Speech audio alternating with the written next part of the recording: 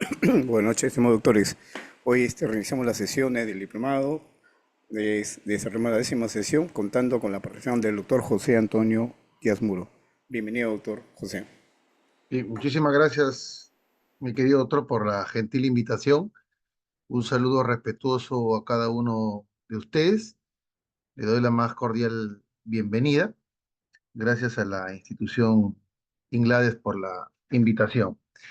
Bien, para el día de hoy, conforme a la dispersión temática de este diplomado, nos corresponde abordar de manera muy sincopada, muy resumida, algunos aspectos relacionados con tres grandes familias de delitos, ¿no? Voy a compartir en principio una presentación de suerte de guía, luego vamos a ir desbrozando, no todos, pero sí vamos a tratar de referenciar algunas pinceladas de lo que vendrían a ser los delitos que se encuentran incardinados dentro de esta familia de delitos.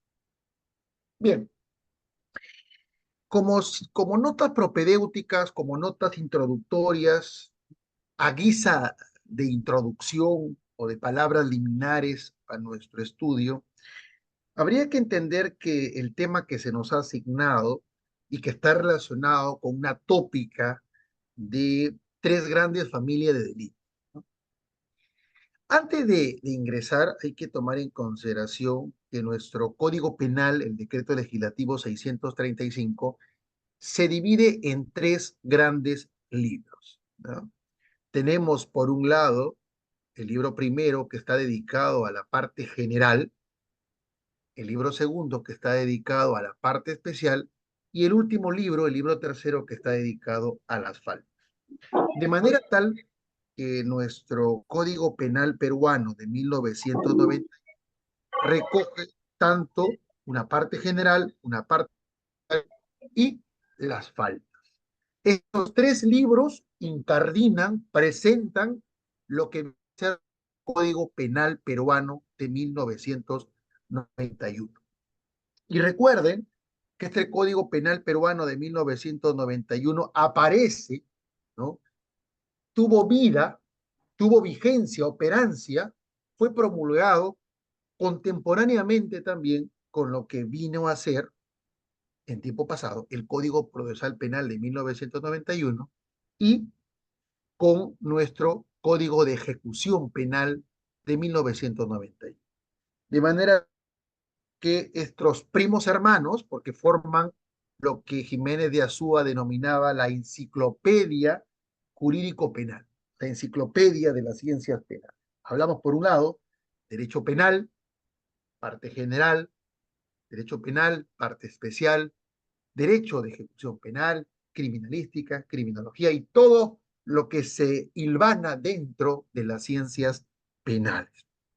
Muy bien, esta presentación esquemática nos permite entender que la tópica que vamos a abordar muy sincopadamente está dentro de este segundo libro, Derecho Penal, parte especial. La parte especial de nuestro Código Penal. Pero específicamente, y ya entendiendo la importancia que reviste el conocimiento de la parte especial, porque en la parte general, ¿no? Ustedes conocen y han abordado lo relacionado con teoría del delito, ¿verdad? Con lo que viene a ser la acción, la tipicidad, la antijuricidad, la culpabilidad, la culpabilidad. Y todos los elementos relacionados también con la pena, ¿no? Toda la tipología de penas o el sistema de penas que regula o que establece nuestro Código Penal, desde la pena privativa de la libertad, nuestras penas limitativas de derecho, las penas restrictivas de la libertad, las penas de multa, la vigilancia electrónica, etcétera, ¿no? Entonces, grandes temas se abordan en la parte general, ¿no? La teoría de la pena, la teoría del delito, pero en la parte especial, ya en específico, lo que se abordan son tipos penales, tipos legales, ¿verdad? Y claro, lo que vamos a conversar ahora, insisto, de manera muy sincopada, son tres grandes familias de delitos, ¿no? Los delitos contra la libertad, que los vamos a encontrar en el título cuarto de nuestro Código Penal, con este epígrafe, ¿ah? Delitos contra la libertad. Y tienen su estanco en el Código Penal, tienen su butaca dentro del Código Penal para presenciar esta película llamada Código Penal de 1991, las butacas que van del artículo 151 al 184. Ese alojamiento punitivo, ese alojamiento en el Código Penal, no es otra cosa que los delitos contra la libertad. Al cual epígrafe aparece, usted puede echar vista a su Código Penal de 1991 y se dará cuenta que ese es el epígrafe que viene ya desde la dación del legislador, ¿no? Delitos contra la libertad. Y como se verá, este título se va a dividir en capítulos. Y el capítulo primero enrola, presenta la violación de la libertad personal. Prima facie, y el delito, que quizás es un delito bagateloso, un delito de bagatela, un delito simple, es el delito de coacción que vamos a conversar el día de hoy, pero que sin embargo es recurrente, ¿no? Algunos le llaman tipo penal residual, algunos le llaman un delito recurrente, común, reiterativo en los estrados judiciales, aquel delito que tratamos de a veces forzar la figura para que vía residual ingrese a tallar, para que la agencia persecutora del delito inicie una disquisición por el delito de coacción cuando no es el de secuestro, por ejemplo, y muchos más, ¿no? Pero también veremos otros delitos, ¿no? Como la violación a la intimidad, la violación de domicilio, la violación al secreto de las comunicaciones, por allí los delitos contra la libertad sexual, las ofensas al poder público, de tal manera que el título cuarto de nuestro Código Penal alberga una tipología de ilícitos penales muy amplia, muy amplia. Vamos a ver luego de qué manera se presenta esta libertad, cómo es que el derecho a la libertad se ha venido anclando tanto en documentos internacionales como en documentos nacionales, y en específico cómo es que se da la tipificación en nuestro Código Penal. Pero también el día de hoy vamos a hablar de otra familia de delitos. Y cuando me refiero a familia de delitos, vamos a recordar aquí que lo que permite aglutinar, regamar, lo que permite incardinar, permite entrelazar distintos tipos legales, no es sino el bien jurídico penal protegido, ¿no? Si nosotros nos retrotraemos a este epígrafe, delitos contra la libertad, vemos aquí cómo es que se van aglutinando desde la violación a la libertad personal hasta las ofensas al pudor público. Ciertamente, de una manera variopinta, el legislador los aglutina. Libertad personal, violación a la intimidad, violación de domicilio, libertad de trabajo, libertad de expresión, contra la libertad sexual, etc. Pero tiene el común denominador, que es la libertad, que como veremos más adelante, nuestra Carta Política y Jurídica de 1993 allí recoge constitucionalmente. Reconoce el constituyente del 93 el principio del derecho valor de la libertad individual y de la libertad personal en específico, que luego veremos una disquisición muy somera entre la libertad individual y la libertad personal, y qué es lo que el Código Penal pretende, ¿no?, a través de sus tipos penales, a través de sus tipos legales, sancionar, ¿no? Pero allí lo tenemos, ¿no? El bien jurídico penal protegido, prima facie, la libertad, que es ese factor aglutinante, es ese factor que permite aglutinar e incardinar en una familia. Por eso, una de las finalidades o funciones en específico, para hablar con propiedad del bien jurídico, es que nos permite incardinar, nos permite aglutinar en una familia de delitos. Es una de sus funciones del bien jurídico penal protegido. Nos permite sistematizar y así lo tenemos presentados en nuestro Código Penal de 1991. El legislador ordinario de 1991 así lo pretendió, así lo razonó, aglutinar en familia de delitos. Y esos son los delitos contra la libertad. Y ese aglutinaje, ¿no? No es otra cosa que trayendo a la palestra, trayendo a colación, trayendo al frente una de las funciones del bien jurídico penal protegido, como es la función de sistematización, ¿verdad? Y que claramente se compagina también a pie juntilla con la función hermenéutica o de interpretación, que también el bien jurídico se le adosa, se le ancla, se le vincula, ¿no? Esta función de permitir una correcta interpretación. Permítanme la expresión correcta que debe propenderse, ¿no? Una correcta interpretación del tipo legal, interpretación del tipo penal, a partir del miraje, de ese vislumbramiento que se tiene con el bien jurídico penal protegido, que nos va a permitir, ¿no? En suma, establecer los alcances. En un caso en concreto, no debemos de dejar de lado, ¿no? Esa función que tiene el bien jurídico, no solamente de sistematización, sino también de interpretación, ¿no? Para el caso en concreto, que es lo que finalmente se busca salvaguardar con el tipo penal, ¿no? Con el tipo legal. Pero bien, el menú se los presento: delitos contra la libertad, delitos contra el patrimonio de igual manera, ¿no?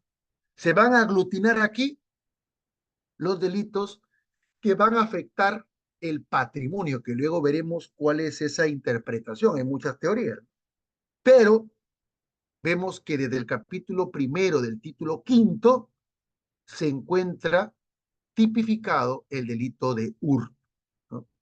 Hurto.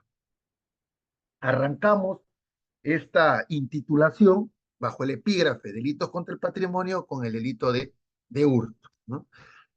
La figura básica, basamental, simple, y esto se extiende hasta el artículo 208, que son disposiciones comunes, pero haciendo una anotación ad margin, ¿no?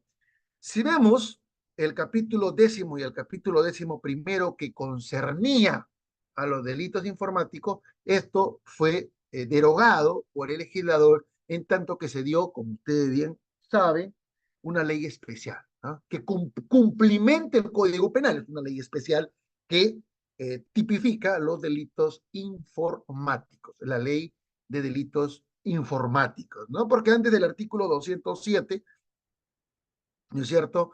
Teníamos relacionado con el intrusismo informático, con el sabotaje informático y las disposiciones comunes que habían. Pero eso ya fue extraído del Código Penal para anclarlo en una ley especial y con lo cual la derogación de estos artículos. Sin embargo, dentro de la estructura de nuestro Código Penal se mantiene aún esta presentación, ¿verdad? De delito de hurto pasamos por el delito de robo, se entiende hurto simple, se entiende hurto con agravantes, el delito de robo simple, el delito de robo con agravantes, también compartiendo estanco en el capítulo 2A, el delito de vigiato, el delito de apropiación ilícita común u ordinaria, el delito de apropiación ilícita irregular. Continuamos con el delito de receptación, ¿no? La receptación con agravantes, estafa, otras defraudaciones, y vamos recorriendo este título quinto bajo el epígrafe delitos contra el patrimonio,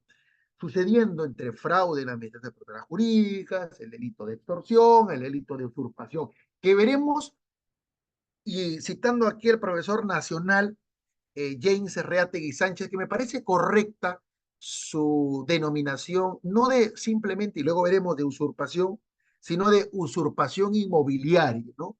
Para hacer una pequeña o una pequeña pero significativa diferenciación, perdonen la expresión pequeña, con el delito de usurpación de función, ¿no? Razón por la cual usurpación inmobiliaria, ¿no? Que me parece saludable, me parece un uso correcto, ¿no? Del lenguaje dentro de lo que viene a ser los tipos penales, ¿no? Y diferenciarlo, ¿no? A partir de su denominación. El delito de daños, ¿no? Entiendas el delito de daño simple, ¿no?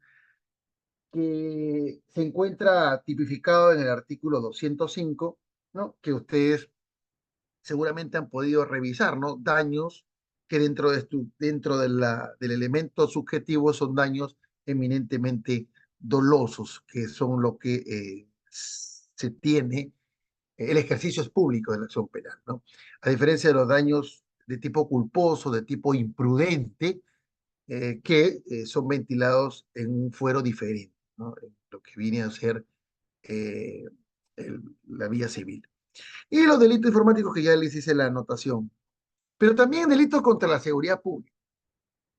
Una familia de delitos en donde ciertamente la seguridad pública se enarbola como bien jurídico penal protegido. Y claro que la definición de seguridad pública tiene una connotación social, cultural, fáctica, que luego veremos cuando abordemos, esperemos con mucha ambición, el delito de porte ilegal de arma de fuego, que también es uno de los delitos eh, recurrentes, ¿no? De nuestra realidad jurídica nacional. Pero lo tenemos allí, fíjense. Los delitos contra la seguridad pública tienen una butaca especial, es en el título 12º de nuestro Código Penal, en donde el capítulo primero de este título 12º está reservado para los delitos de peligro común, ¿no? Y el recurrente también, y que ha meritado que nuestro legislador procesal penal le asigne una vía procedimental específica, ¿no? Que es el procedimiento inmediato, ¿no? ¿No es cierto? Desde el artículo 446 y siguientes de nuestro Código Procesal Penal, Decreto Legislativo 957. Dada la recurrencia de estos delitos de peligro común, específicamente el delito de conducción bajo influjo o bajo intoxicación alcohólica o drogadicción, es uno de los delitos con mayor frecuencia, recurrencia y dentro de los índices estadísticos, ¿no?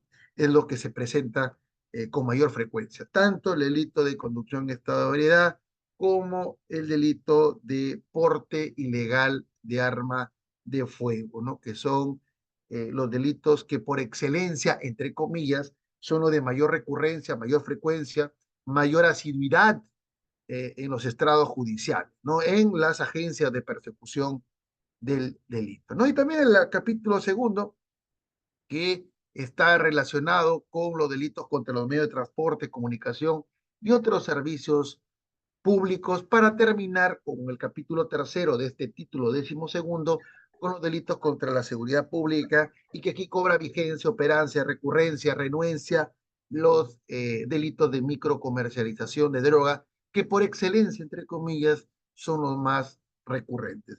De forma tal que vamos a tomar una parcela de estos títulos que albergan un conjunto de delitos para poder conversar el día de hoy. Nos toca delitos contra la libertad, delitos contra el patrimonio, delitos contra la seguridad pública, pero vamos a tomar una muestra significativa, por cierto, de estos delitos para efectos de poder darle continuidad a nuestro diplomado y poder conversar algunos lineamientos básicos de estos delitos, pero sobre todo aquellos que son recurrentes, ¿no?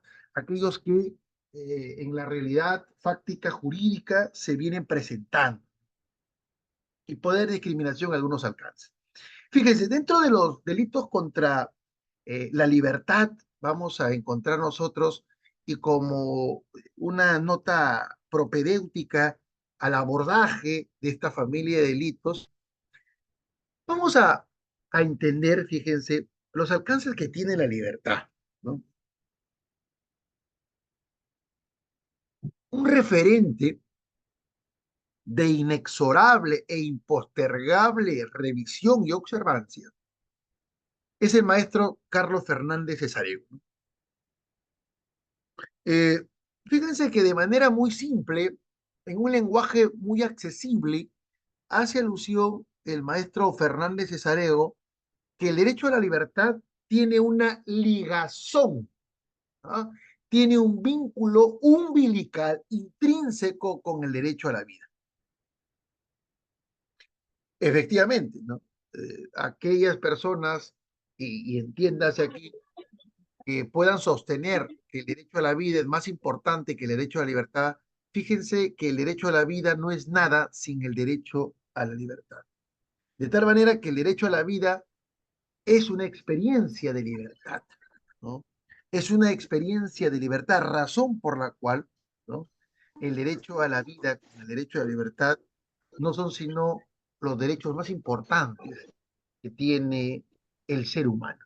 Y hablamos de la categoría ser humano en una categoría más amplia, ¿no? Porque nuestra Constitución Política y Jurídica de 1993 lo que hace no es sino utilizar la categoría persona humana, ¿no? Para diferenciarla de la persona jurídica, pero ya hemos visto que el propio Tribunal Constitucional no solamente le ha reconocido derechos fundamentales a las personas jurídicas, ¿no?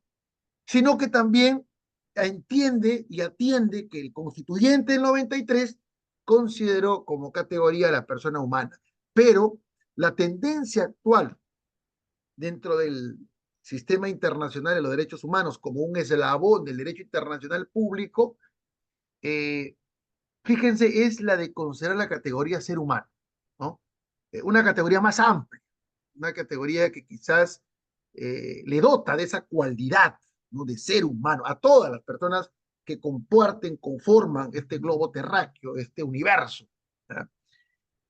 Entonces, pero nuestra constitución utiliza la categoría persona humana. De manera tal, fíjense, y siguiendo a este extraordinario penalista, Roy Freire, que tiene trabajos con el Código Penal de 1924, pero nada envidia a los actuales comentarios que se realizan al Código Penal de 1991. Pero fíjense que inspirada en una filosofía de Nicolai Hartmann, alude a que la libertad no es sino una facultad, pero una facultad que nos permite ordenar nuestro comportamiento, ¿no? Tanto en lo que concierne al mundo del ser como el mundo del deber ser. Ya empieza acotando aquí, ¿no? Categoría del derecho constitucional. Es una facultad de ordenar nuestro comportamiento. Pero esto siempre atendiendo a una previsión causal, a una estimación valorativa de las acciones que van a realizar, evidentemente, ¿no? Eh, y el derecho ha merecido su reconocimiento. Fíjense que cuando veamos esta evolución muy sincopada que voy a hacer sobre derecho a la libertad, en principio, esta libertad tiene su origen con la aparición del hombre. Si uno revisa, y si quiero irme un poco a lo que vine a ser la ciencia política y a partir de ello establecer el origen del Estado, eh, y siguiendo a las tesis o teorías contractualistas del origen del Estado, vamos a ver, por ejemplo, con Hobbes en su Leviatán, con Rousseau con el contrato social, vamos a encontrar que lo que permite el surgimiento del Estado no es sino la entrega de una parcela de libertad, estamos con libertad, para que nos den a cambio paz, orden, ley, ¿no? Una manera correcta de proceder. Y si uno revisa el origen del Estado, se va a dar cuenta que ese primer momento en que aparece el ser humano y que se encuentra alojado en un estado de naturaleza, ¿no? Un estado de naturaleza en donde la libertad era pues in extenso, era sin limitaciones, sin cortapisas, sin aherrojamiento, sin parcelamiento, ¿no? Sin un corset. Y ahí surge el término derechos naturales, ¿no? Ese estado de naturaleza en donde uno tiene una libertad plena. ¿Pero qué generaba? Desorden. ¿Qué generaba? Violaciones. ¿Qué generaba? Perturbaciones, caos. Pero a cambio de un estado donde impera la ley y el orden, y con lo cual la suscripción tácita de un contrato social, diría Rousseau, lo que hace es entregarle libertad para que nos dé a cambio ¿qué? Orden, paz, tranquilidad. Y es lo que sucede. Uno cuando entrega una parcela de su libertad, a cambio de la ley, a cambio de la paz, del orden, del sosiego, no es sino para vivir en armonía. El Estado surge para que podamos vivir en armonía, según esta tesis contractualista. Pero ¿qué es lo que se empeña? ¿Qué es lo que se limita? ¿Qué es lo que se coacta en términos propios? La libertad. La libertad. Entonces, limitando la libertad, por ejemplo, todas las personas, eh, desde su nacimiento, cuando ya una persona Me- nace, cuando una persona va evolucionando en el tiempo, va desarrollándose, a nadie se le preguntó si está de acuerdo en someterse al Código Civil, en someterse al Código Penal, en someterse a la Constitución. A nadie se le preguntó.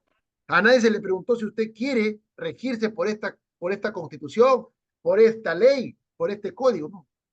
Ya se entiende tácitamente que usted está firmando un contrato social y con lo cual, si usted se comporta en un estado de naturaleza o se comporta como un estado de naturaleza, estando ya en un estado regido por una ley, por un contrato social, un estado de civilidad, usted tiene que ser sancionado. ¿Y por qué se le sanciona? Para restablecer el orden natural, ese orden ya establecido, ¿no? Por eso lo que se reduce, se limita, es la libertad. Por eso la libertad aparece mismo de nombre. Ya vemos la Declaración de los Derechos de Virginia de 1776, donde enarbola que todos los hombres son por naturaleza igualmente libres. Se replica, fíjense, en la Declaración de los Derechos del Hombre y del Ciudadano de 1789. Ya con la Revolución Francesa se obtuvo, ¿no?, este derecho a la libertad, ¿no?, como un derecho natural. Y estos derechos a la libertad, a la propiedad, a la seguridad, a la resistencia, a la opresión, no son sino que el emblema de la conquista de la Revolución Francesa. Entonces, la Declaración de Derechos de Virginia de 1776, la Declaración de los Derechos del Hombre y del Ciudadano de 1789, no son sino documentos que nos permiten advertir cómo es que el derecho a la libertad, cómo estas libertades básicas, ¿no?, fueron cobrando vigencia, operancia y reconocimiento en estos documentos. Lo que se replica en la Declaración de los Derechos del Hombre y del Ciudadano, su artículo 4, que es la libertad, poder hacer lo que no perjudica a otro. Esa libertad, esa no coacción, ¿no? Y fíjense que a nivel universal es reconocido en nuestra declaración, y digo nuestra Declaración Universal de los Derechos Humanos, porque nosotros hemos suscrito y ratificado, ¿no?, la Declaración Universal de Derechos Humanos de 1948 en lo que concierne al el sistema universal de protección de derechos humanos. Muy bien.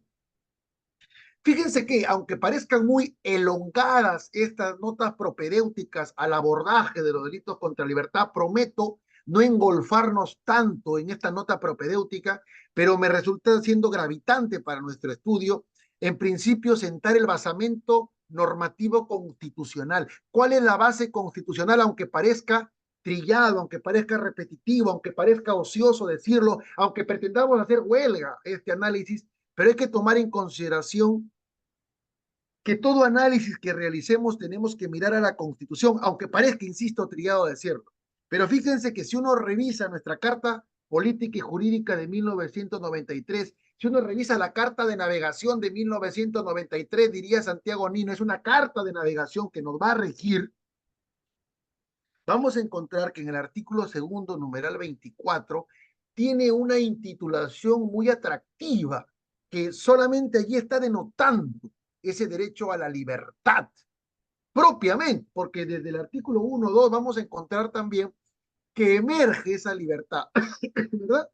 Libertad, el derecho a la inviolabilidad de domicilio, que finalmente son libertades. Si uno revisa y se va a dar cuenta que lo primero que aparecieron fueron libertades, ¿no? Con la Revolución Francesa se denominaba libertades, ¿no? Libertad de reunión, libertad de trabajo, etcétera, porque estaban coactadas, estaban limitadas, ¿no? No hay mucha diferencia entre una libertad y un derecho, pero la primera forma de expresión de un derecho fueron las libertades, que fueron las grandes conquistas, ¿no?, que se obtuvieron.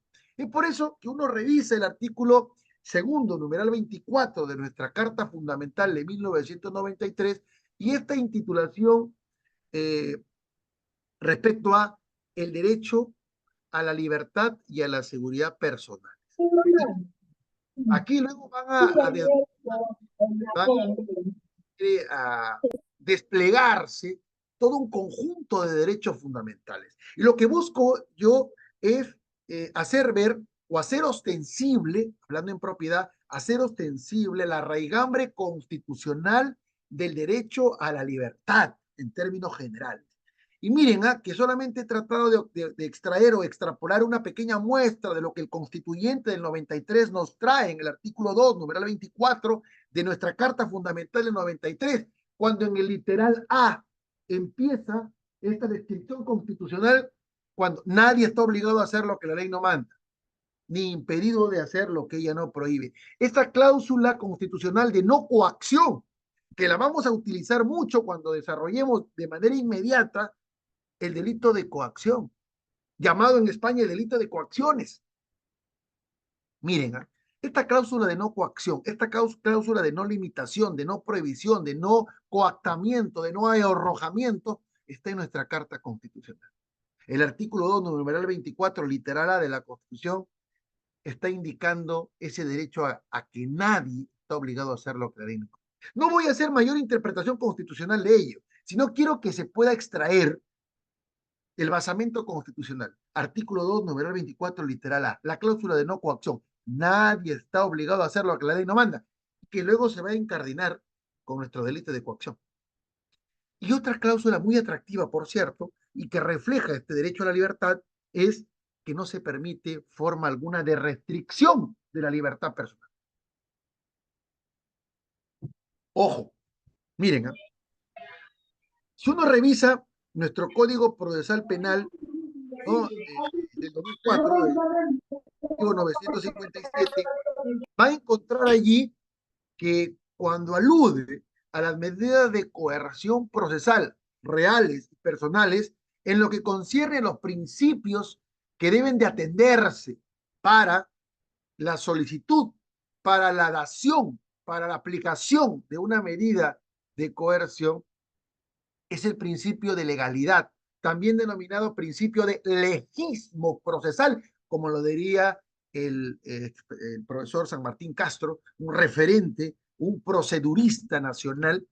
Y claro, el principio de legismo procesal no hace sino enarbolar que toda medida de coerción, toda medida que limite, que restrinja un derecho fundamental, debe encontrarse reconocido en la ley. Pero esta es una remisión que hace la Constitución, porque revise usted el artículo segundo, numeral 24, literal B, de nuestra Carta de Navegación de 1993, cuando nos hace alusión a que no se permite forma alguna de restricción de libertad personal, salvo en los casos previstos por la ley. No de gratis, como dirían los colombianos, está establecido esta cláusula, salvo en los casos previstos por la ley. ¿Por qué?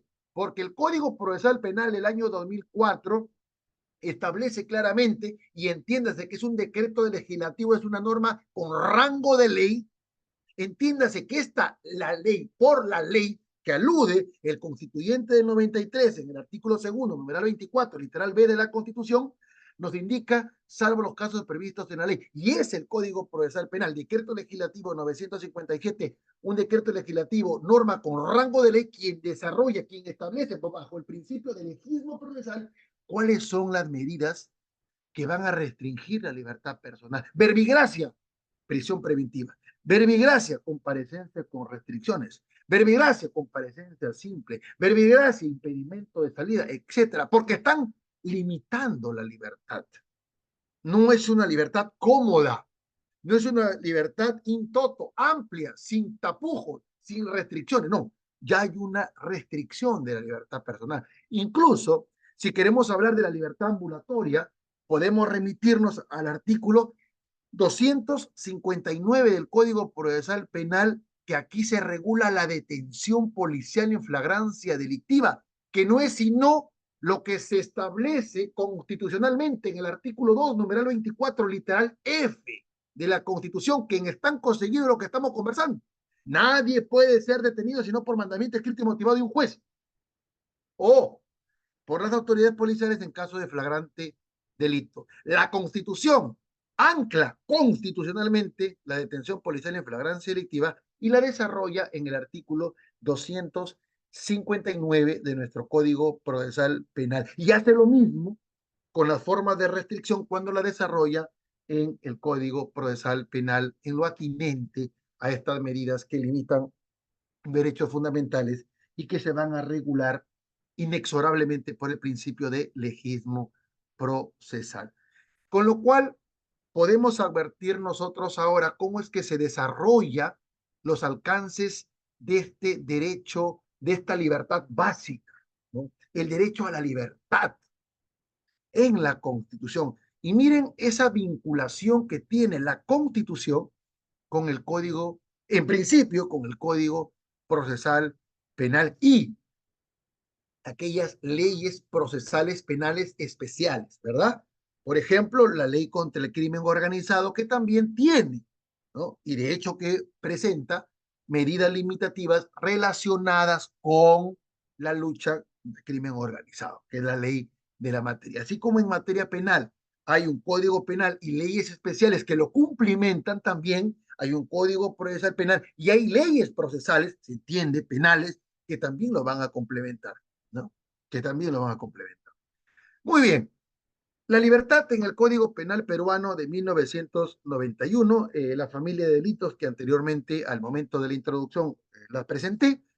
Perdonen si hablo con cierta celeridad, sino que hago para poder agotar con mayor amplitud la temática en el tiempo que se nos ha concedido. Estos son los delitos contra la libertad del artículo 151 al artículo 184, que evidentemente no es exclusivo de la libertad personal, no es exclusivo de la libertad individual en términos amplios, que vamos a hacer una pequeña distinción, sino acá hablamos en términos generales, ¿no? Delitos contra la libertad. Ya hablaremos libertad de domicilio, libertad personal, libertad de trabajo, libertad de reunión, libertad de expresión, etcétera. Pero en términos generales, delitos contra la libertad es el epígrafe que el legislador penal del 91 así ha decidido denominarle al título cuarto de nuestro código penal. Pero esta libertad, ¿no?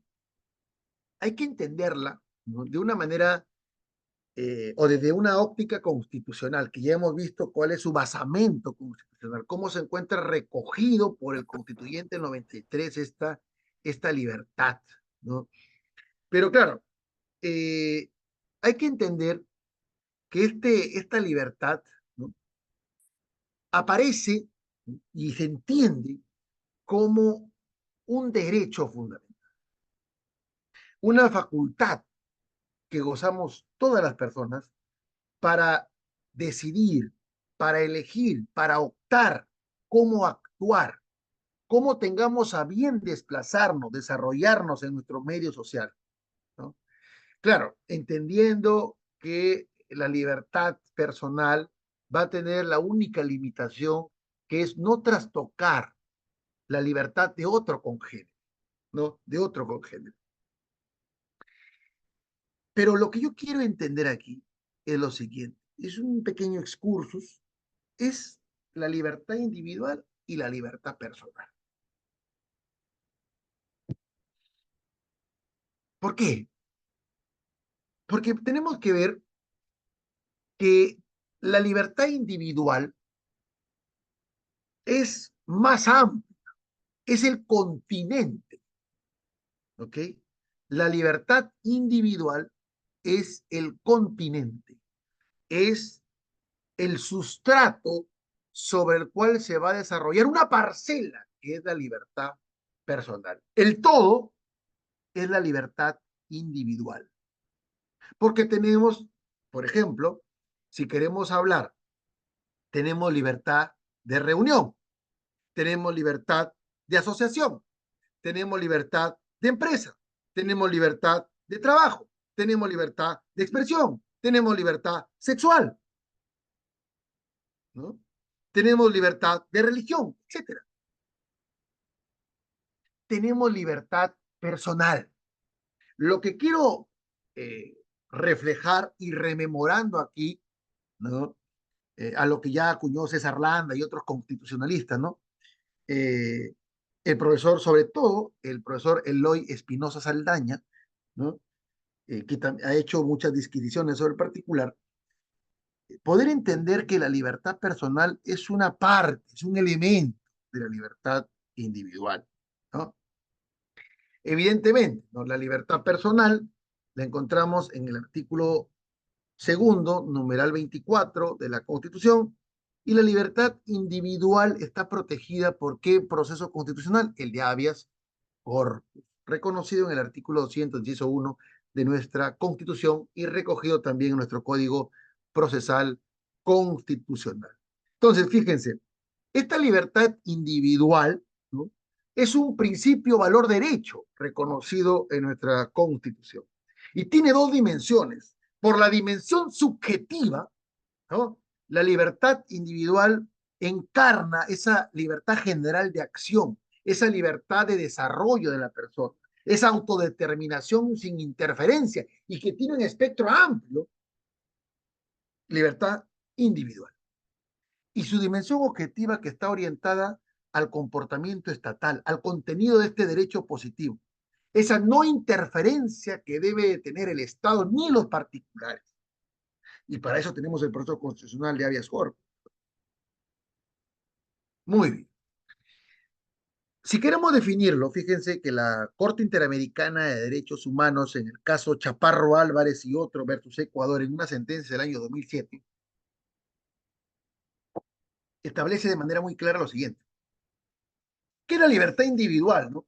Entendiendo y hemos visto que la libertad individual es lo macro, lo grande, lo amplio, y la libertad personal es una parcela, es un elemento, ¿no? De la libertad individual.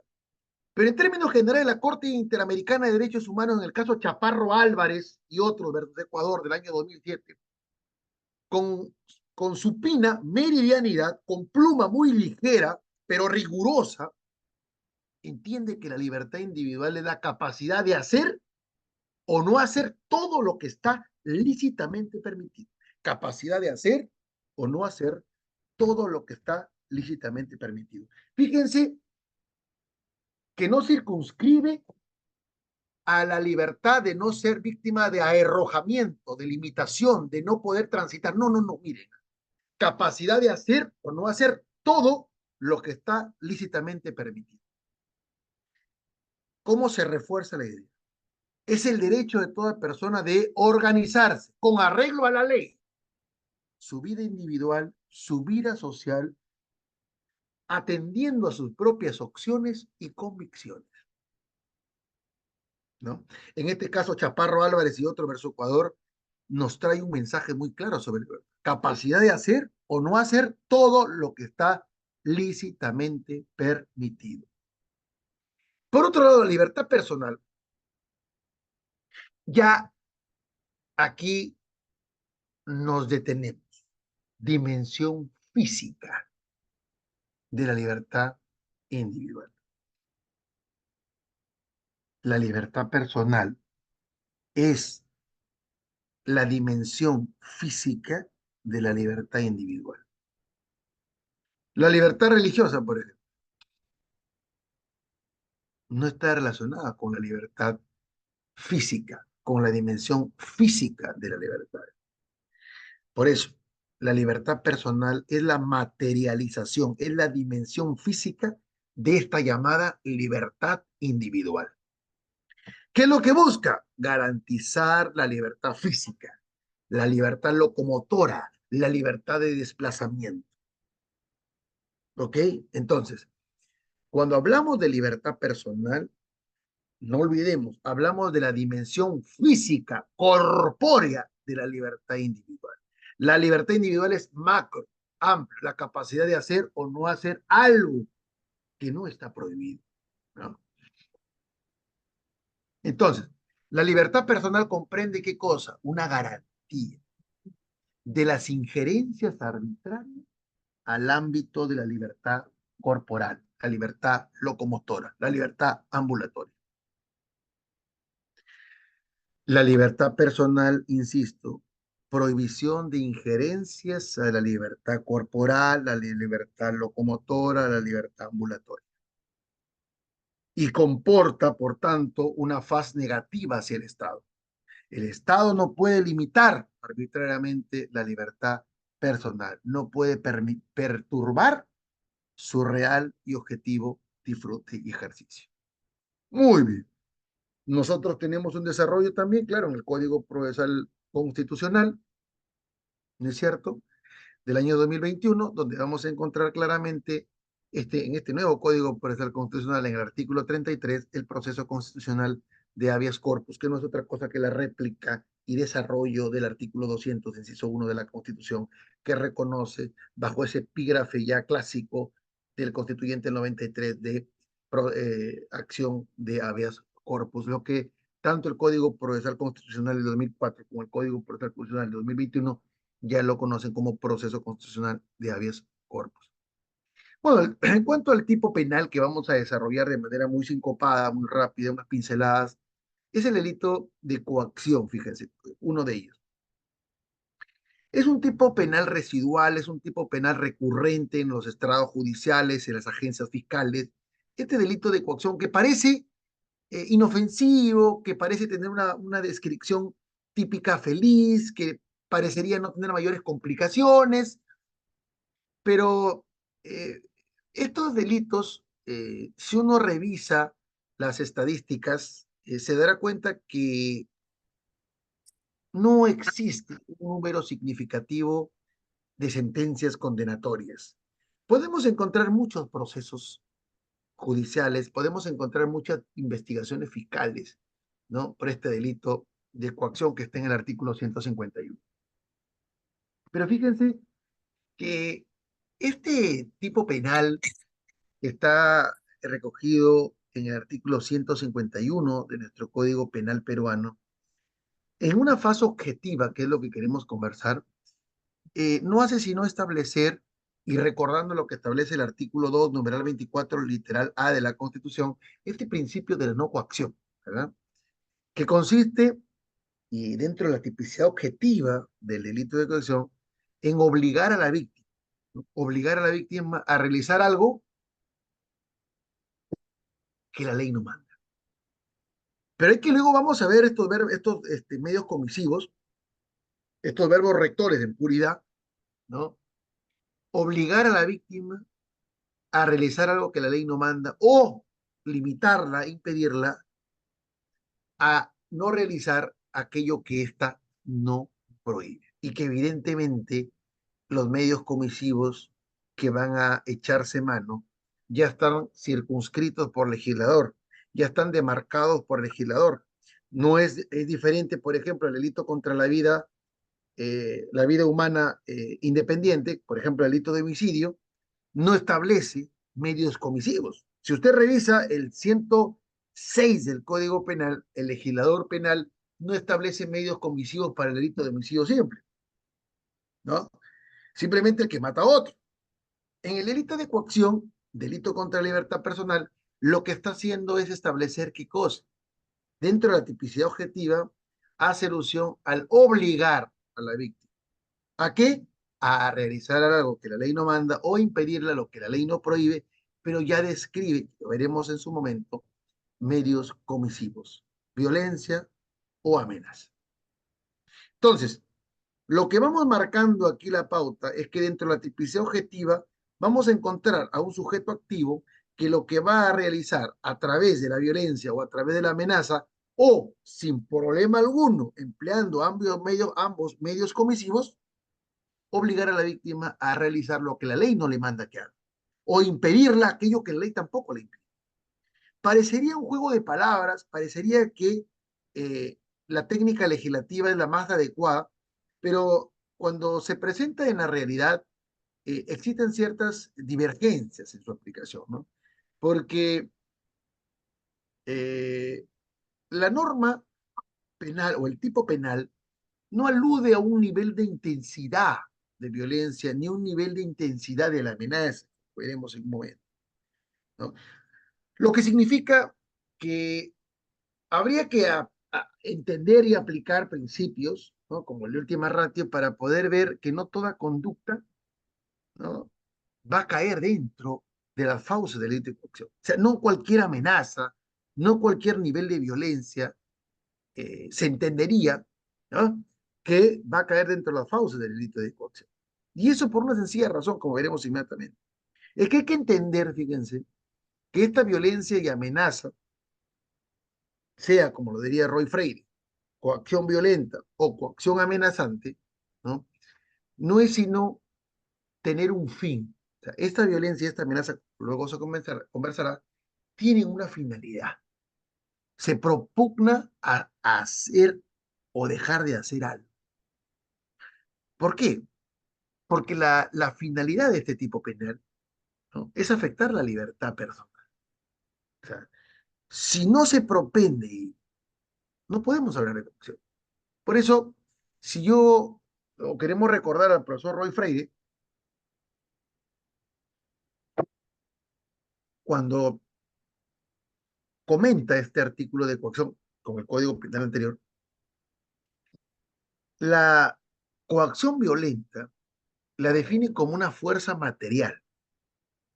Miren, fuerza material que actuando sobre el cuerpo de la víctima la obliga a hacer, a omitir o a permitir algo contra su voluntad. Y, y en cambio, la coacción amenazante, Roy Freire, alude como el anuncio del propósito de causar un mal, ¿no?, que se le hace a otra persona mediante palabras, gestos, actos o símbolos, pero con una finalidad propia que es impedirle hacer lo que la ley no prohíbe o compelerle a hacer o dejar algo contra su voluntad. Entonces, Roy Freire nos da dos categorías, ¿no? Una coacción violenta y una coacción amenazante. La primera alude a la fuerza material que preponderantemente ataca el cuerpo, y la segunda es un anuncio, es una suerte de la anunciación del propósito de causarle un mal a otra persona. Y fíjense que Roy Freire aquí incluye gestos, palabras, actos o símbolos, que parecería muy amplio de la hermenéutica que él aplica, ¿no? ¿Por qué? Porque habría que ver si un gesto aislado, huérfano, es suficiente para compeler a la víctima, ¿no? Entonces, hay supuestos que se pueden presentar en el caso en concreto de este delito de coacción. En principio, obligar a hacer lo que la ley no manda por medio de violencia física. Obligarlo, mediante violencia física, a hacer algo que la ley no manda. Por otro lado, dimana otro supuesto, que es el de impedir al agraviado, al sujeto pasivo, a realizar algo que la ley no prohíbe, haciendo uso de violencia física. Obligar a hacer algo, impedir hacer algo que no prohíbe la ley, y luego ya viene la coacción amenazante, el tercer supuesto. Obligar a hacer lo que la ley no manda por medio de amenaza. Y el cuarto supuesto, coacción amenazante, impedir a este sujeto pasivo a realizar algo que la ley no prohíbe, haciendo uso de la amenaza. Entonces, la coacción violenta y la coacción amenazante, ambas tienen dos supuestos operantes: la obligación de hacer, el impedir realizar. Obligar a hacer una amenaza o impedir realizar bajo amenaza. Entonces, lo que hay que entender aquí también, dentro de la tipicidad objetiva, es lo relacionado con el bien jurídico penal protegido. Miren, algo interesante, ¿no? Porque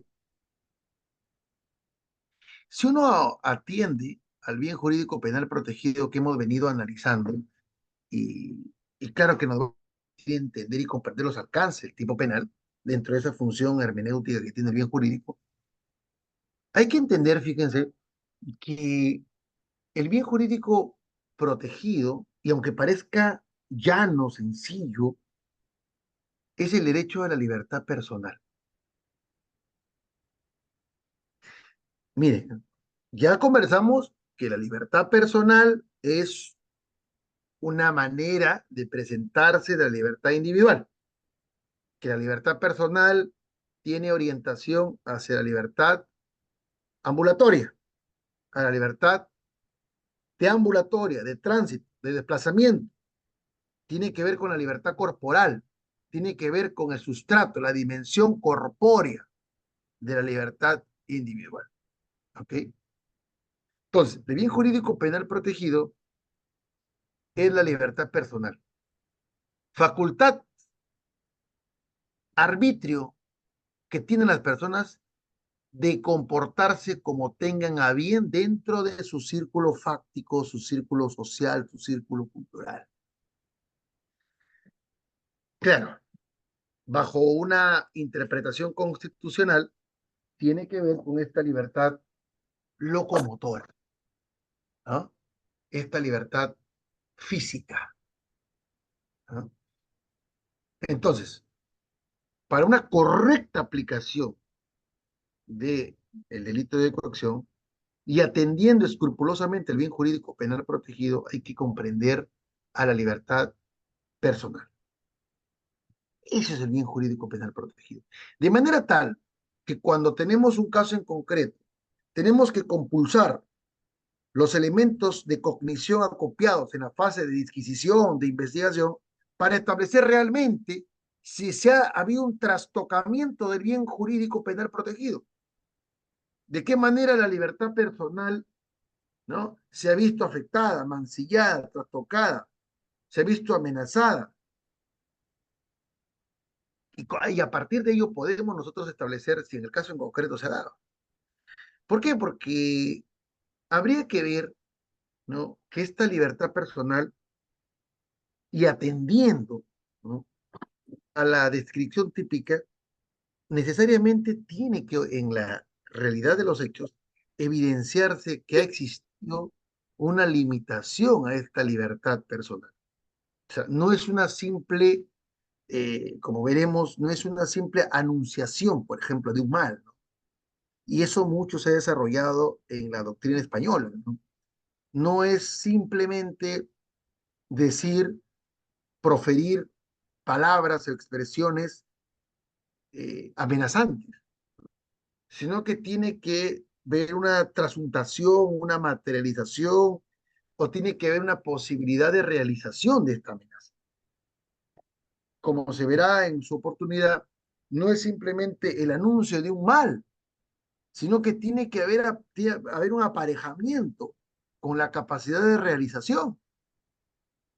De lo contrario, la anunciación de un mal sin un mayor sustrato, sin mayor evidencia, sin mayor capacidad de realización, pues no hay manera de poner en peligro, de afectar el bien jurídico penal protegido.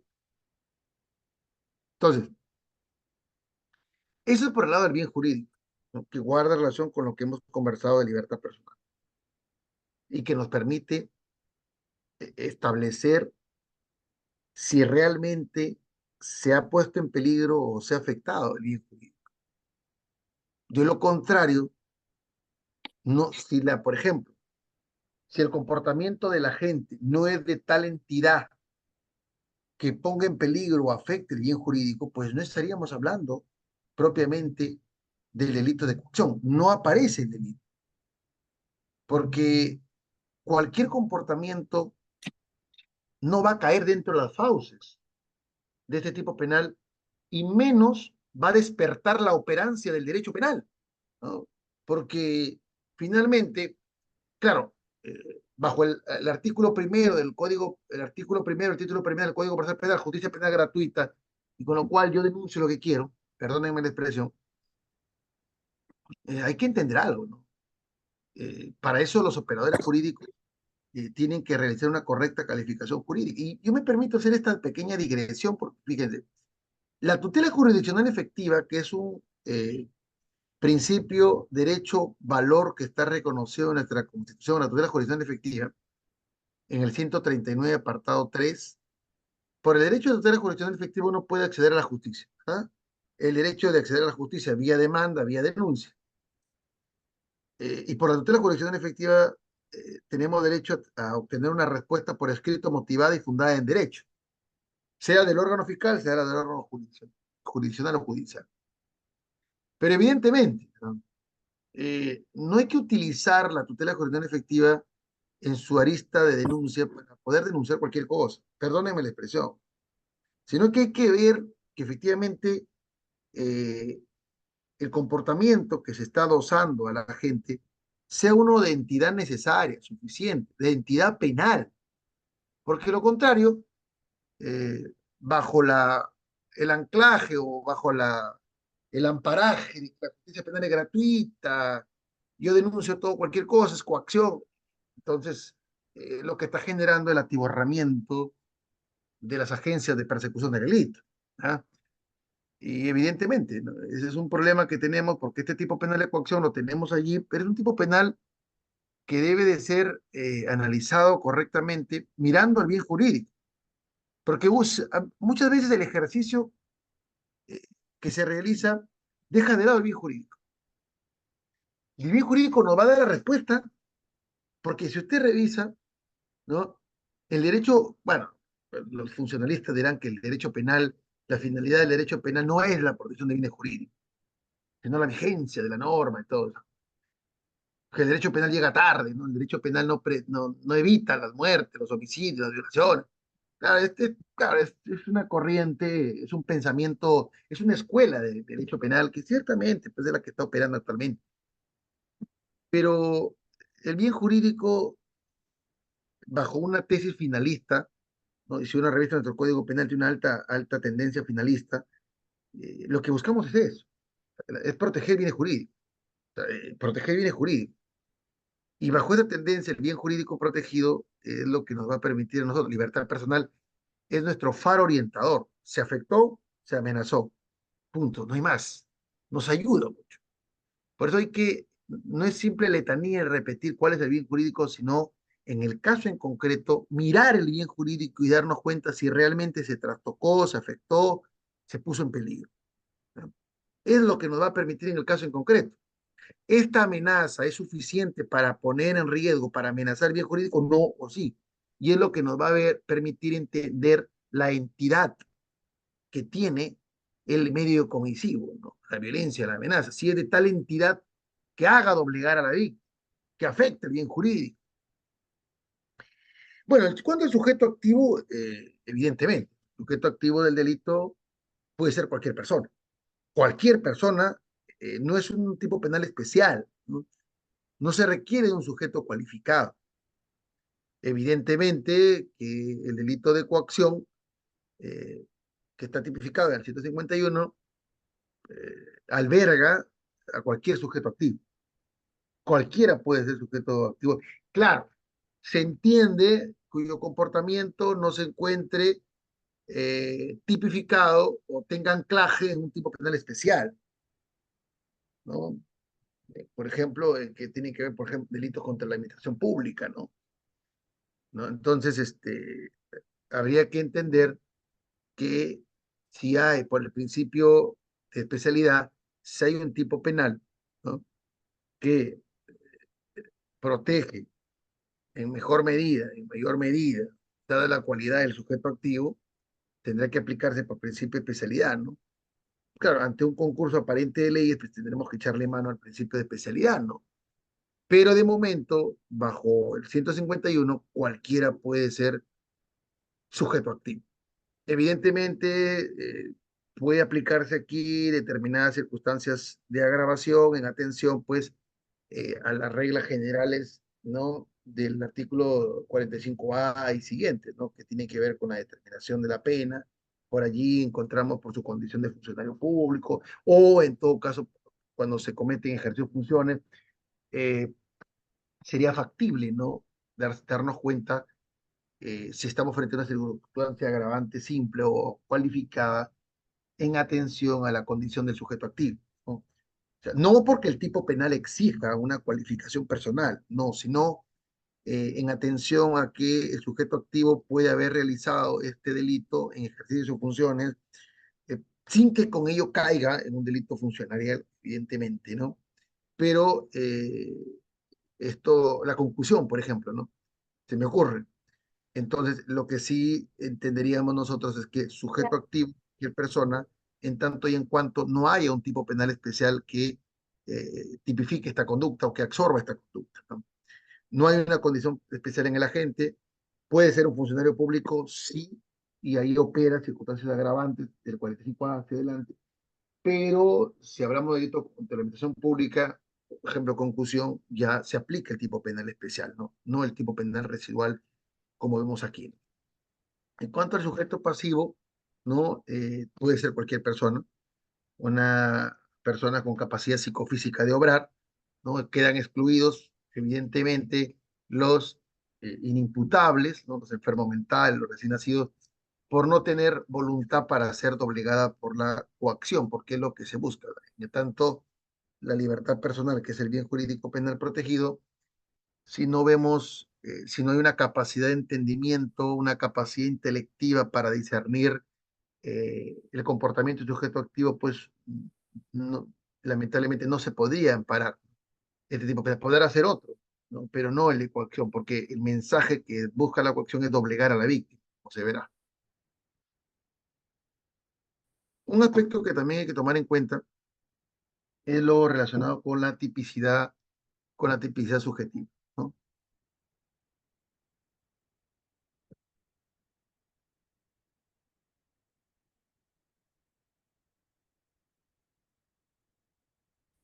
Entonces, fíjense, en cuanto a la tipicidad subjetiva, en principio, de la redacción del tipo penal, se evidencia que se trata de un delito eminentemente doloso, ¿no? No hay posibilidad acá de hablar de una coacción culposa, ¿no? Entonces, no cabe la comisión del delito de coacción de manera culposa, de manera imprudente, ¿no? El agente debe conocer perfectamente, acabadamente, que con su conducta lo que está haciendo es limitar, lesionar la libertad de su víctima. Conoce, ¿no? Actúa utilizando la violencia o la amenaza, que son los dos medios comisivos que por excelencia el legislador penal ha considerado. La vis, la vis absoluta y la vis compulsiva. La vis física, ¿no? Y la vis compulsiva o la intimidación. Pero evidentemente, este tipo subjetivo, diría Freire, consiste en la conciencia que se tiene que se está quebrantando el deber de respetar la libertad de otro. Cuando se impone mediante violencia y amenaza la decisión de una persona sobre la otra, ¿no? Una conducta contraria a la voluntad de la víctima. Es en lo que concierne a la tipicidad subjetiva. Eh, claro que es posible también hablar de causa de justificación prevista en el artículo 20, si es factible, ¿no? En atención al desarrollo del caso en concreto. Hay que considerar también aquí que el delito de coacción es un delito de resultado. El delito se perfecciona en el momento mismo en que el sujeto activo obliga al sujeto pasivo a realizar lo que la ley no manda o impedirle lo que ésta no prohíbe. En ese mismo momento en que la víctima realiza algo en contra de su voluntad o deja de hacer algo que la ley no le prohíbe, se está consumando el delito de coacción. Y fíjense, esto nos permite entender, ¿no? Que, por ejemplo, cuando una persona amenaza a otra con un arma de fuego, bueno, para que deje de realizar una acción, se me ocurre una persona que tiene como función tomar lectura de los medidores del uso de agua, ¿no? Y es lo que vemos recurrentemente.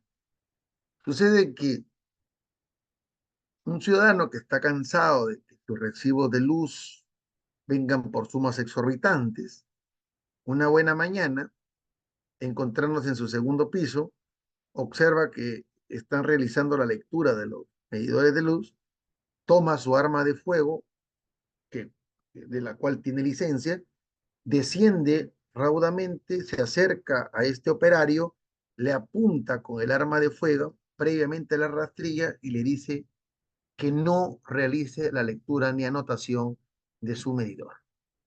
Frente a ese comportamiento, la víctima decide no tomar lectura y se retira.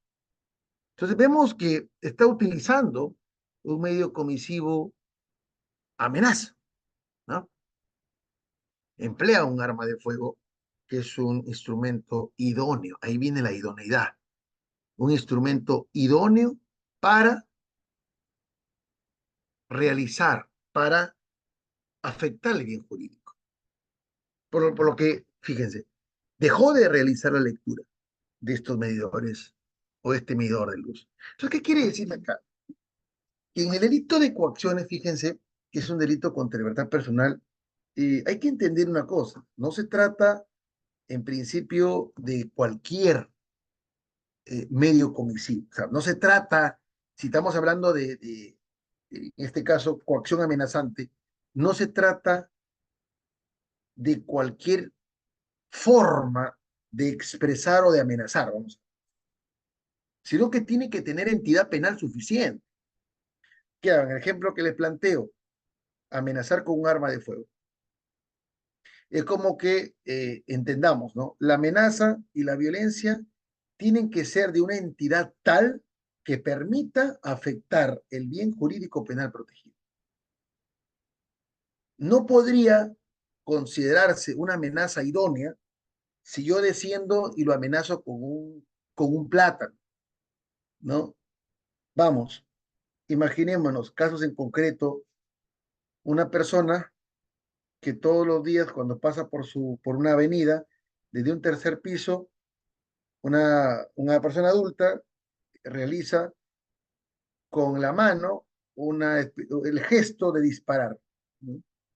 Todos los días cuando ve el agraviado pasa, digo agraviado o presunta víctima, porque es la quien ha denunciado, pasa por la calle Alfonso Ugarte, por ejemplo, y desde la azotea otro congénero, otro ciudadano, le hace la demanda de amenazarlo con un arma, pero es humano, ¿no?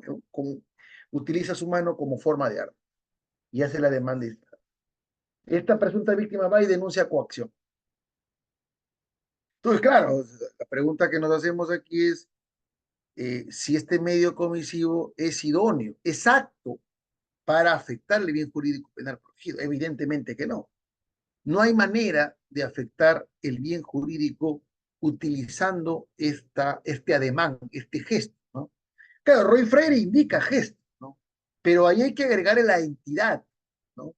La naturaleza idónea del medio empleado para la consecución, ¿no? De la finalidad, obligar a alguien a hacer lo que él no manda o impedir lo que ésta no prohíbe.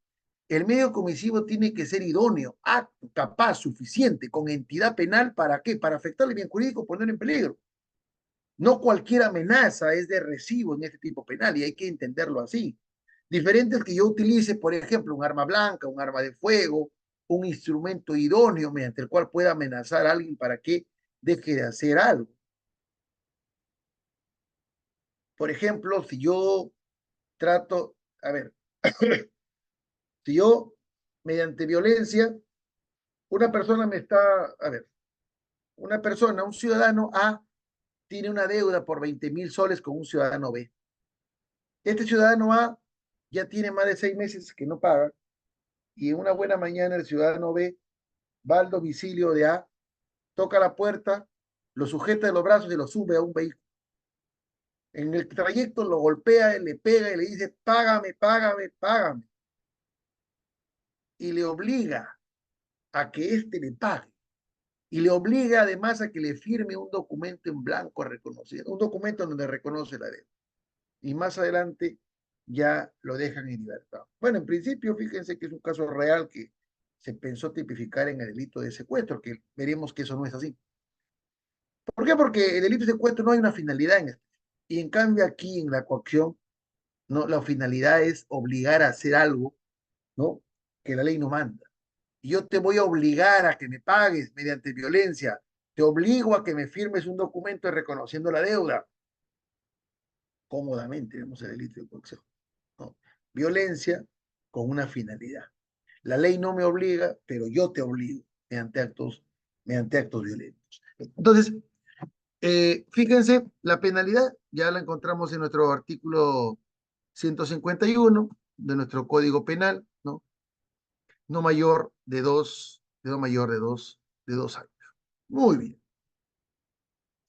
Un delito que me parece interesante conversar muy rápidamente, dentro de lo que concierne a los delitos contra el patrimonio, muy rápidamente para tocar, es el delito de usurpación inmobiliaria, que también, fíjense, ha concitado la atención, ¿no? Y es recurrente en los estrados judiciales. Permíteme ubicar, es el delito de usurpación, muy rápidamente. Este delito de usurpación, si no es el delito contra el patrimonio, no voy a hablar de los robos, de los hurtos, porque me parece que son delitos ya sí recurrentes, pero no hay mayor desarrollo. Bueno, la modificatoria que hubo del 444 relacionado a la cuantía, ¿no? En el término, en los casos tanto de los delitos de hurto simple como el delito de daño simple, ¿no? Que no sobrepase el 10% de la unidad impositiva tributaria, ¿no? 5.150 soles. Ya hay esa modificatoria en los delitos contra el patrimonio, sobre todo en la cuantía, ¿no? Ya no es una remuneración mínima vital, sino que no sobrepase el 10% de la unidad impositiva tributaria, lo que implica que para poder analizar si estoy frente a un delito de hurto simple o de una falta contra el patrimonio, evidentemente tengo que advertir si el bien supera, ¿no? el 10% de la unidad impositiva tributaria. ¿Por qué? Porque la modificatoria indica que no sobrepase, ¿no? el 10% de la unidad impositiva tributaria, que en este caso sería 5.150, que era una impositiva tributaria. No tiene que sobrepasar el 10%, para poder diferenciar entre una falta de hurto o una falta de daño simple. Pero yo me quiero referir a este delito de usurpación inmobiliaria. Y esa denominación, como le dije al comienzo, me parece la más feliz y es la que nos trae el profesor James Reategui. Muy interesante, ¿no?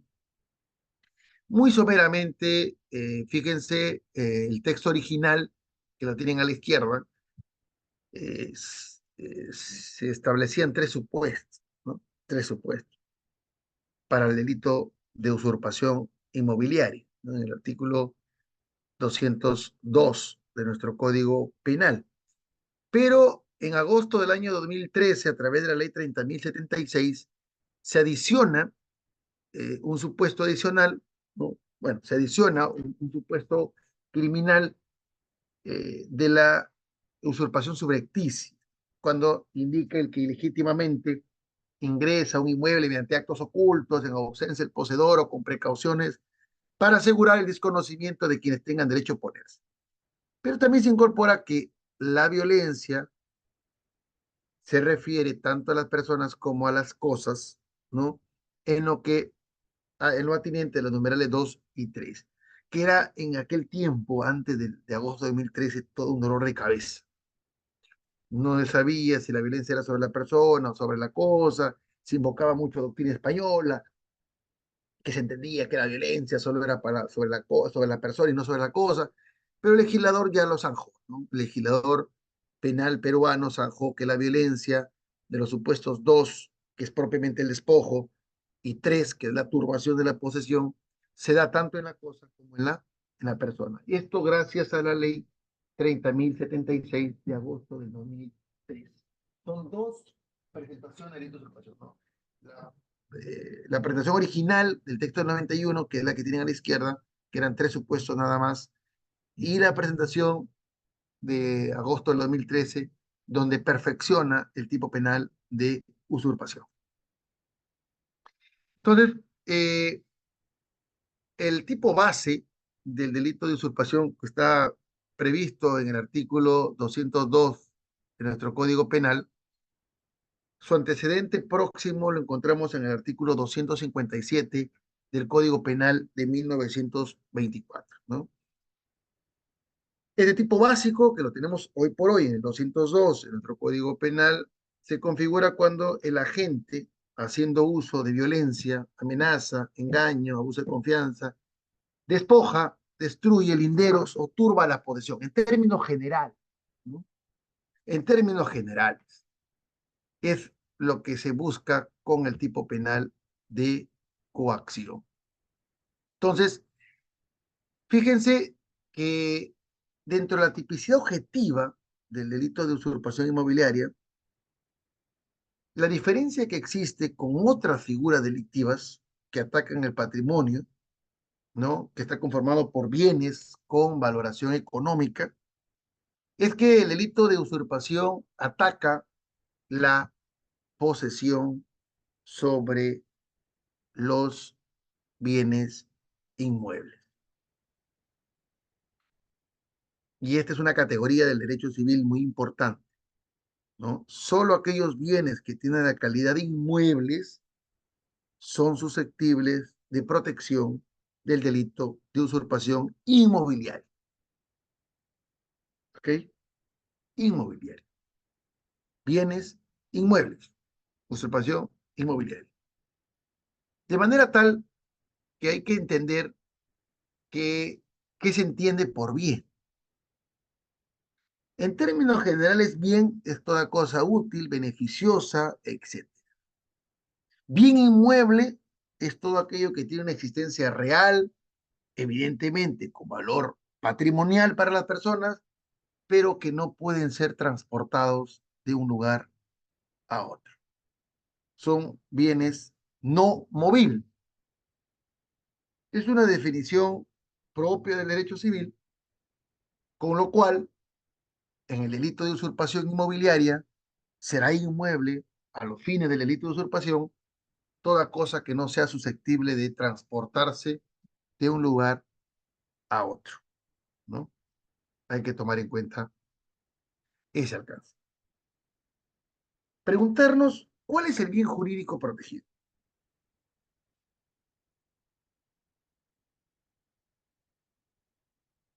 Muy bien, fíjense. El bien jurídico protegido en el delito de usurpación inmobiliaria. El artículo 202 de nuestro Código Penal no busca proteger de manera amplia o omnicomprensiva el patrimonio, sino en forma concreta el uso y disfrute de derechos reales, ¿no? Y en específico, la posesión. Claro, esto es muy recurrente, ¿no? Plantear denuncias por delito de usurpación inmobiliaria cuando de por medio no se tiene de manera clarificante, de manera diáfana, acreditado el derecho de posesión sobre la cosa. Y claro, aquí lo que hay que tener en cuenta es que el bien jurídico penal protegido es la posesión. Esta se ve mermada cuando la víctima, la presunta víctima, es desaforada, es desalojada, términos generales, por cierto, es desocupada del inmueble que ésta conduce. También se No presenta, paga, amigo, no paga. a ver si cerramos los Tu audios, porque taza, pa, resbala. en principio, la, Chamare, te mojaste, hijo. a ver si cerramos sus audios, por Primero favor, acá, para ir terminando. te falto yo. No, pero estás Sebastián, agarrando esto, hijo. Mi Sebastián, a mí no me pega. Gracias. Muy bien. Entonces, fíjense, eh, el bien jurídico penal protegido, por tanto, es la posesión, ¿verdad? Y este se afecta cuando la víctima es despojada, que es la categoría que utiliza el legislador penal, el despojo, ¿no? Cuando se altera los linderos, cuando se turba la posesión, cuando hay ingreso de manera subrepticia. Claro, por ejemplo, si hay una ocupación ilegítima en un bien inmueble, perdón, no se le desocupa a su poseedor. Yo ingreso al domicilio, pero el poseedor todavía se mantiene adentro. No hablaríamos de usurpación, hablaríamos de violación de domicilio, allanamiento de morada o de domicilio si se trata en este último caso de funcionario público. Es decir, tiene que haber una finalidad de desposeer el bien, lo que va a diferenciar de la mera y llana violación de domicilio, que es el ingreso a un inmueble, pero sin fines de despojo, sino solo de violar el domicilio, de ingresar en él o de permanecer en él pese a la negativa del titular, del conductor del inmueble. Sería violación de domicilio, más no usurpación. Un punto también relevante que hay que tomar en cuenta, por ejemplo, es lo que nos trae el recurso nulidad 3536 de 1998, Juli. Solo se protege, ¿no? No solo se protege el dominio que se ejerce sobre un inmueble, sino propiamente el ejercicio de las facultades que tienen origen en derechos reales. Es decir, el sujeto activo tiene la intención de despojar al sujeto pasivo de la posesión, ¿no?, del bien inmueble, bajo los supuestos o los modos señalados en este artículo 202 del Código Penal. Fíjense que hay una posición del profesor Busto Ramírez, indica que en el delito de usurpación solo se protege si la violencia o intimidación, ¿no?, recae específicamente sobre estas cosas inmuebles. Y lo que se protege es la perturbación. ¿Quién es sujeto activo del delito de usurpación? Bueno, acá podría ser cualquier persona, ¿no? Acá no se exige una cualidad específica para ser considerado autor del delito. Es un delito común, ¿no? Cualquier persona puede ser sujeto activo del delito, incluso un coposesionario. Sujeto pasivo también, en este caso, lo va a ejercer únicamente, o va a ser únicamente sujeto pasivo, aquel que ejerce la posesión del bien. Lo que implica que deba de acreditarse la real, objetiva posesión, la real tenencia del bien inmueble al momento del acometimiento delictual, al momento de la comisión delictual, al margen de cualquier título dominical, al margen de que el bien esté inscrito en el registro público. Tiene que acreditarse que al momento de los hechos ostentaba el agraviado o la presunta víctima el derecho de posesión y acreditar evidentemente con los actos posesorios que éste ha venido realizando, ¿no? Bueno, hay modalidades, las modalidades delictivas, ¿no?, para configurar el delito de usurpación son las que están establecidas en el 202, el numeral es 1, numeral 4. La primera modalidad está relacionada con la destrucción o alteración de linderos. Acá, destruir linderos, el autor o autores del delito, lo que buscan o la finalidad de lograr su objetivo es adjudicarse, apoderarse, ¿no? Por lo general es el colindante, es el vecino, el que busca destruir los linderos, alterar los linderos para hacerse o ampliar, ¿no?, esta posesión que tiene, ¿verdad? Acá es cometida tan solo por quien tiene, es colindante, como digo, ¿no? Es el vecino, es el de al lado.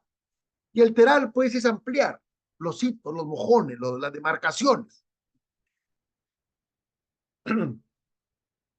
Para estar ante este supuesto delictivo de destrucción o alteración del entero, debe acreditarse de manera tal, concreta, objetiva, ¿no? Los linderos, ¿no? Eso es evidente, ¿no? Tiene que haber una alteración. Si no se acredita, pues no estamos frente a este primer supuesto. El segundo supuesto es más recurrente, que es despojar, ¿no? El despojo total o parcialmente de la posesión, ¿no? Pero para ello se usa violencia, se despoja de la posesión, utilizando por lo general la violencia, ¿no? Puede ser también la amenaza o las dos, ¿no? Y claramente lo que se busca es despojar a otro total o parcialmente de la posesión o tenencia de un inmueble o un ejercicio de un derecho real. Puede ser mediante engaño, puede ser mediante ardid, ¿no? Por una mentira, etcétera. Es lo que busca, lo que se busca en sí es despojar a otro, ¿no? Abusando de su confianza, violencia, amenaza, ardid, etcétera, ¿no? El tercer supuesto es el de la turbación de la posesión. Y claramente el 202, numeral 3, establece que con violencia o amenaza turba la posesión. Y esto por lo general tiene que ver, y la jurisprudencia si nos informa, supuestos en donde se fractura el candado, se cambia la chapa de seguridad, se cambia la clave de la chapa de seguridad, se corta la luz, se corta el agua, ¿no? De los conductores, y lo que hace es turbar la tranquila posesión que tiene la víctima, la presunta víctima, ¿no? Casos, por ejemplo, en donde al inquilino moroso, pues se le corta el agua, se le corta la luz, se le pone candados, evidentemente, no echando mano de ese famoso desalojo express, que es una ley especial, ¿no? De no que se le turba, se le incomoda para que pague. Evidentemente, estamos frente a un supuesto de turbación de la posesión. El desalojo es otro tema. No me pagas es otro tema, pero yo tengo la posesión, que puede ser mediante violencia o amenaza, esa turbación, esa incomodidad del pacífico disfrute. Y el supuesto que fue añadido es el que ilegítimamente ingresa a un inmueble mediante actos ocultos, en ausencia del poseedor o con precauciones para asegurarse el desconocimiento de quienes tengan derecho a oponerse. Esta es una nueva modalidad, ¿no? Es una usurpación subrepticia, es una usurpación alevosa, donde se aprovecha que no está el poseedor para ingresar, ¿no?, a este inmueble, ¿no?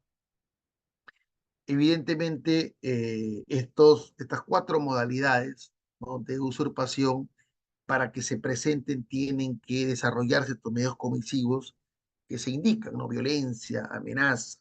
En el primer supuesto, ¿no? Turbación, ¿no? Perdón, alteración o destrucción del dinero, ¿no?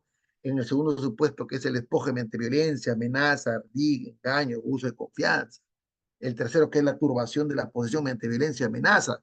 Y estos dos supuestos del 2 de 3, violencia física sobre la persona o sobre la cosa, ¿no? Y el cuarto, que es la modalidad subrepticia de ingreso, ¿no?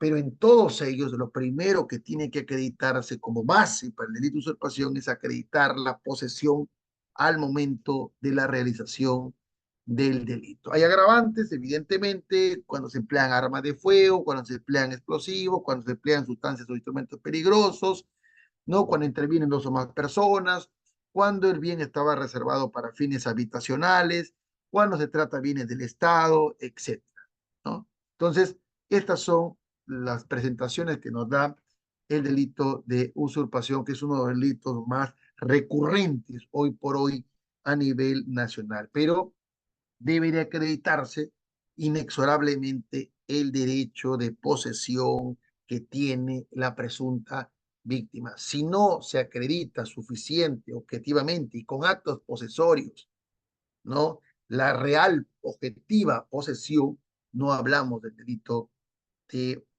usurpación inmobiliaria. Es lo primero que debe de establecerse. Y claro, y hay que ver esa acreditación con documento idóneo y legítimo, y que evidentemente también hay autoridades con capacidad de emitir constancias de posesión, ¿no? Los jueces de paz, las agencias agrarias del Ministerio de Agricultura, los tenientes gobernadores no están comprendidos dentro de su facultad de la expedición de constancias de posesión, constancias dadas por las áreas respectivas de las municipalidades distritales o provinciales, ¿no?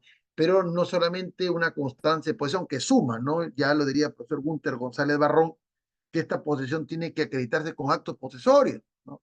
Actos posesorios que tienen que ver, por ejemplo, el amojonamiento, el colocarito, demarcaciones, el cercar, ¿no? El tener cría de animales, el pago de arbitrio, el pago de la luz, el pago de agua, el pago de servicios, etcétera. Pero son actos posesorios reales, objetivos concretos, no solamente afirmaciones o indicaciones, ¿no?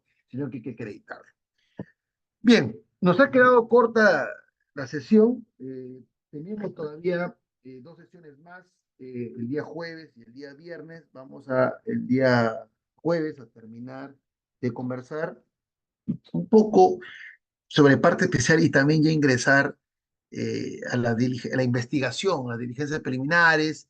El día viernes vamos a trabajar sobre algunas diligencias específicas en sede policial y fiscal, que son las declaraciones de agraviados, las declaraciones de testigos, las declaraciones de imputados. El jueves vamos a hablar un poco de las diligencias preliminares, de la investigación, pero voy a robar ahí un poco de tiempo para terminar de conversar eh, delitos, en este caso de porte ilegal de arma de fuego, ¿no? Y completar un poco del delito de usurpación. Voy a traer algunos modelos. Ya como nos quedan 2 jornadas más, por allí vamos a invertir un poco más de tiempo para poder terminar de conversar un delito que es el porte ilegal de arma de fuego y conversar sobre las diligencias preliminares y las diligencias en específico. Muy bien, no sé si tienen alguna pregunta, alguna reflexión sobre el particular. Encantado, tienen la posibilidad de aperturar sus audios. Los escucho. Si no, en todo caso, dejo en manos de la coordinación, sea algún añadido, algún comentario adicional. Gracias, doctor José, por su ponencia. Doctores, buenas noches. Nuevamente quisiera hacer alguna consulta, opinión, al doctor, el docente.